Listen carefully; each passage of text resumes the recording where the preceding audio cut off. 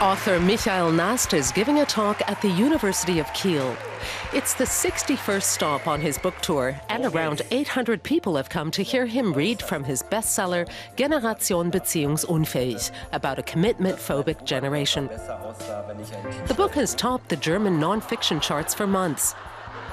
In Anecdotes, Nast writes about the complicated love lives of singles between the ages of 20 and 40. Now and then you can recognize yourself to a degree in satires like this. It really makes you think.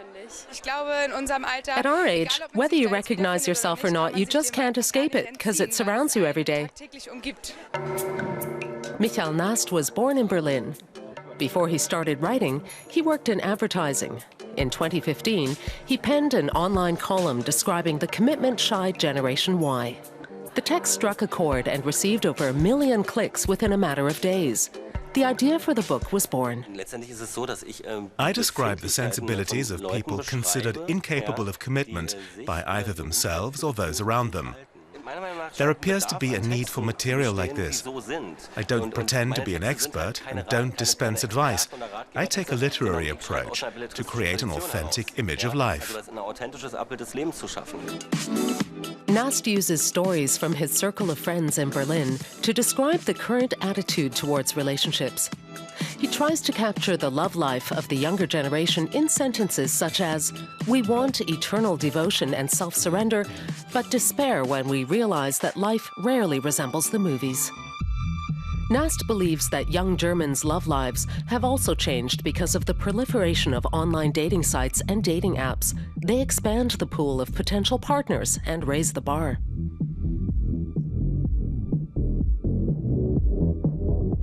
The problem is that ultimately we've conformed so well to our consumer society that we approach interpersonal relationships like consumers.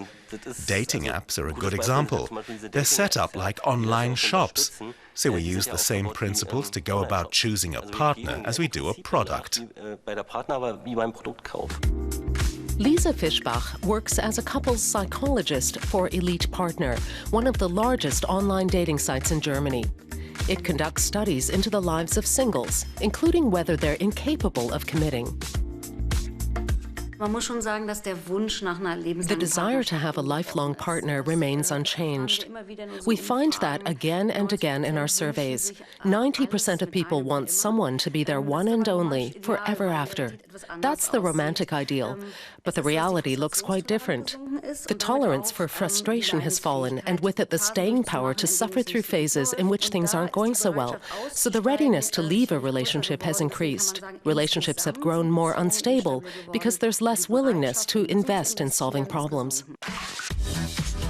Fischbach says the millennials should really be described as unwilling rather than unable to commit, and she thinks that's due to their tireless quest for the picture-perfect life. We're no longer looking for a suitable partner to have a happy relationship with. Instead, we're looking for the best partner for a perfect relationship. That means we're also shoving the entire responsibility onto the other party. They must ensure that the relationship works perfectly. Social scientist Christian Schmidt says the way in which the younger generation conducts its relationships can be traced back to the social changes of the last 40 years.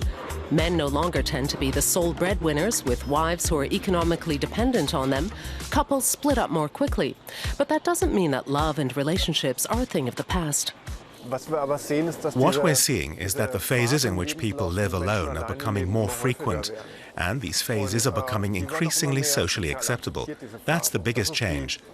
But I very much doubt that an entire generation is incapable of forming relationships.